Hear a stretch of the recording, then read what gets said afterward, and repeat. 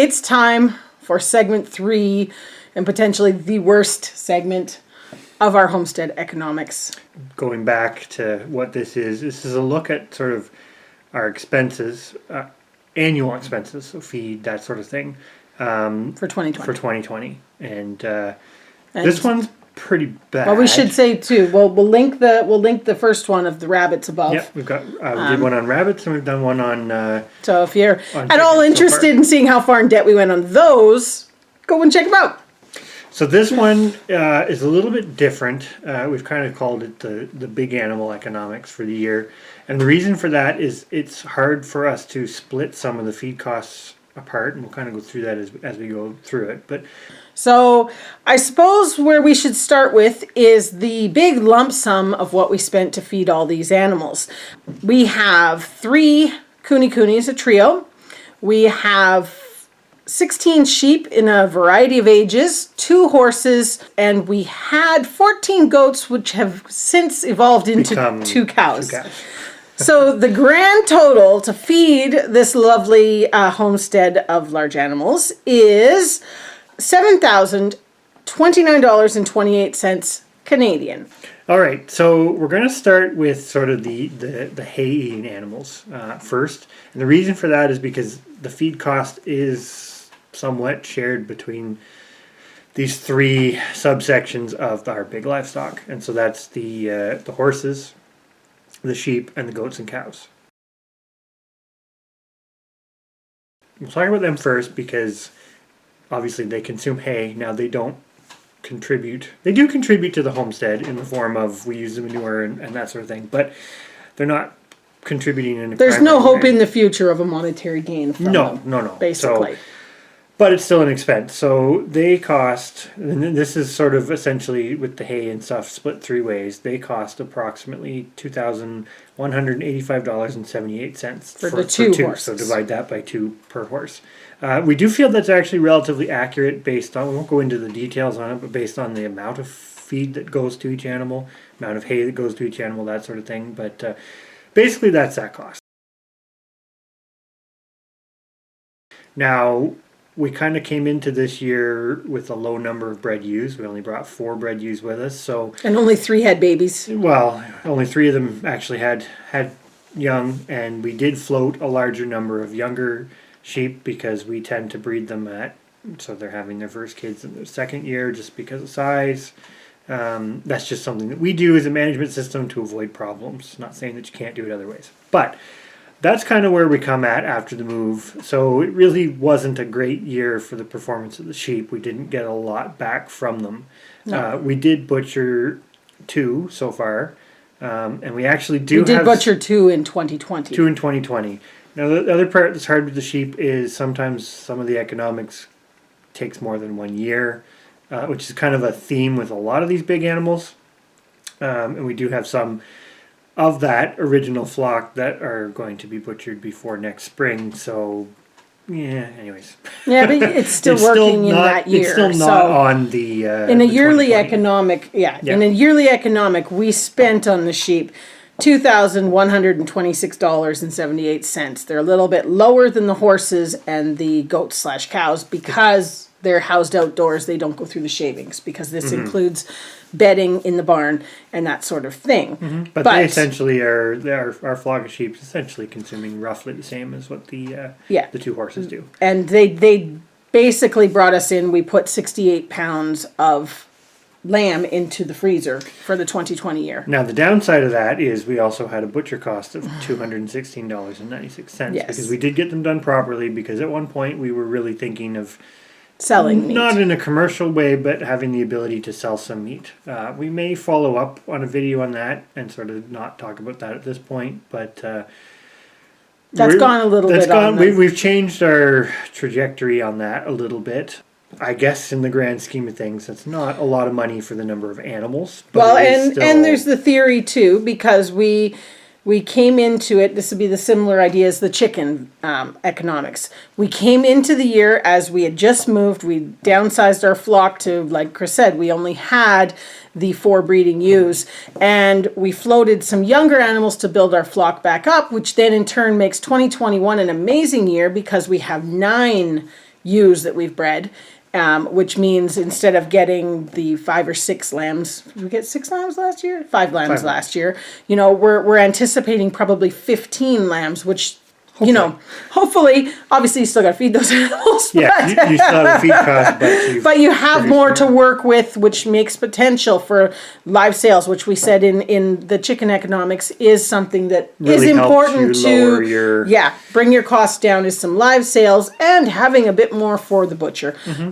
But like you said, the butcher is a discussion that will come in another video because that's a long... So the real take-home message here is, with the sheep in particular, there is a potential to help them cover their costs. That's kind of, I would say, relatively obvious. But it doesn't work out perfectly every single year. And so you kind of have to, when you're not doing this as a put and take, i.e. you're keeping breeding stock, you have to look at this a little bit more on a longer term goal. It's not terrible, and we definitely can see where this will improve next year. Yeah, the sheep is one livestock that we keep that we're really hoping to get going in the right direction quite quickly. With the move, you had a setback that we're now compensating for, or correcting for. So, anyways, that's kind of the sheep in a nutshell. We know the cost was $2,185.78. We had nothing that went to be butchered.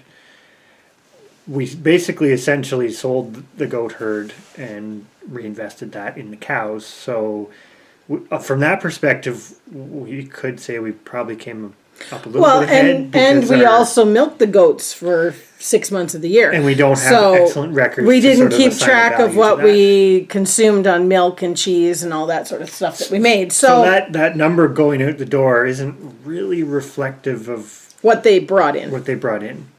You can't even really say it's a worst case scenario because it's going to get worse. It's a transition. Well, the cost is going to get higher, but hopefully and with the cows, we've got a full year before we have any benefit from the dairy of them, and another full year before you actually have meat products. So the cattle become something that is very far out long term, because you've got to float those animals for a lot longer than we had to float the goats to start seeing some return on that. And I'm not talking monetary return, I'm talking product for us. We've raised larger pigs in the past, and this is a very different venture than just raising out two feeder pigs to butcher. That the cost calculation's far easier. In 2020, and keeping in mind these came as they were a little older than we. I think they were 10 weeks old. We got them basically. It was May, so we've had them from May. This price includes basically from that time in May until December 31st. But they have, and feed bills for the 3 pigs, they've only cost us $393.64. Yeah, and that does include their shavings for their stall, as well as the pellets, beet pulp, and hay that we did feed them, because we do find the coonies do very well with very good quality hay. But they don't eat the same quantities as they weren't, the hoofed animals, so we've kind of, it's the figure's a little different.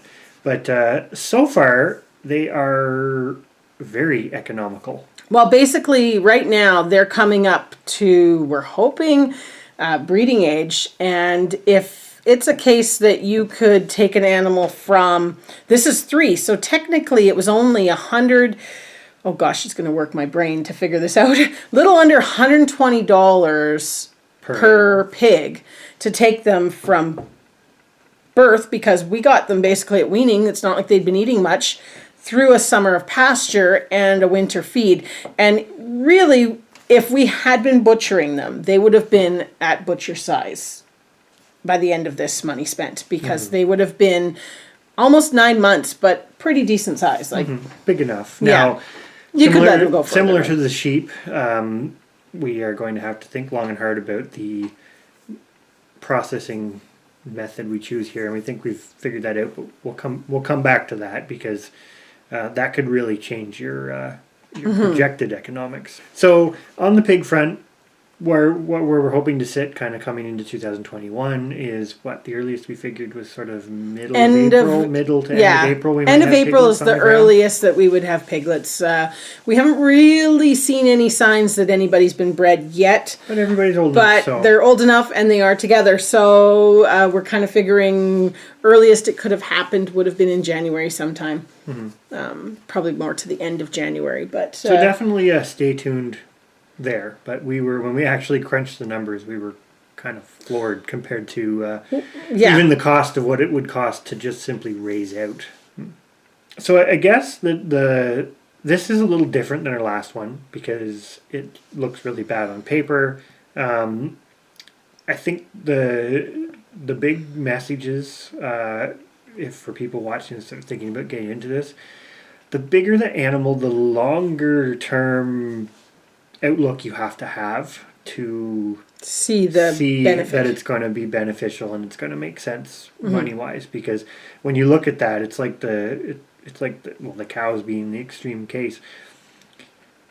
You purchase the heifers to breed, to get the milk and get the meat from the calves and all this stuff, and you're like 3 years out before you really start. Well, 2 to 3 years out before you really start to see the benefit. Which then, of course, goes back the other way that there is that mindset. Why bother? Because in the short term, you could probably just buy 2 feeder cows and raise them out, and you're good. But you have to remember, we're doing it for dairy. The meat is not the primary reason we have cows. And that's where it gets a little different, because when you're looking at that, the dairy is what the animal needs to carry to have the value, and the meat is the secondary product. And it will be really interesting on the scale we're planning to see, 10 years down the road, 5 years down the road, we'll pick a number, how that all sits. And hopefully it'll all still be documented on YouTube. Well, that's the plan. As far as we look at these numbers, going from after a big move and big change of situation to 2020, that's kind of, we hope, sort of our worst case scenario for a lot of this bigger stuff. We're hoping that it's going to look better on the 2021 report. And then we can hopefully keep that going. Yeah. But this exercise is great because it shows us exactly what went where, what we spent, where we can improve. And it keeps reminding you that, keep track of it. You can look at ways to get better. If that's one take-home message that people can take from these 3 economic ones, is keep track, because we didn't before, and I'm sure that, yes, this looks like a bad year, but I'm pretty sure it's kind of, who knows? We don't know what we spent previously. It's probably not that bad. On that note, it's almost time to do chores. Yeah, hopefully you found this interesting, and we will definitely be following up in 2022 to see how we did in 2021. Yeah.